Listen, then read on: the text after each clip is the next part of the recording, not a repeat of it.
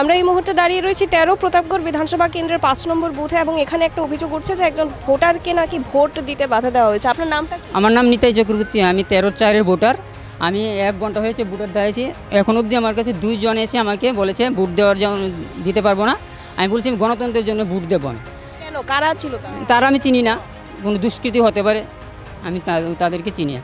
তারপর বলছি যে গণতন্ত্রের জন্য ভোট দেওয়ার প্রয়োজন লাগে, আমার হারানো কিছু নেই, আমি এখানে আমাকে মেরে ফেলুন, তারপরে আমি ভোট দেবো। আর যদি না হয় আমি কারেন্ট তার ধরে সুসাইড করবো, তবে আমি গণতন্ত্রের জন্য ভোট দেবো।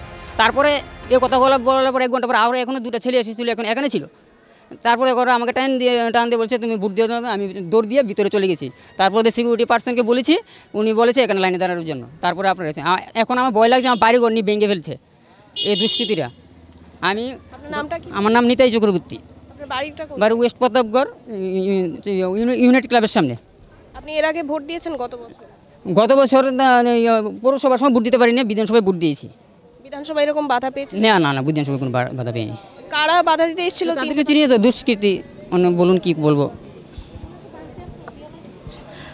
এটা কি গণতন্ত্রের জন্য সবাইকে এগিয়ে আসতে হবে। আমি ভোট কাকে দেবো না দেবো, আমার গণতন্ত্র অধিকারের জন্য মরতে হলে আমি মরবো। এটা খুবই একটা করুণ একটা ঘটনা, একটা দুঃখজনক ঘটনা এবং এই ধরনের ঘটনা প্রায়শই বিভিন্ন জায়গায় হয়ে আসছে, যেটাকে আমরা ভোট সন্ত্রাস বলে থাকি। এবং এই ধরনের দুষ্কৃতিকারীরা বিভিন্ন জায়গায় এভাবে হুমকি ধমকি দিচ্ছে।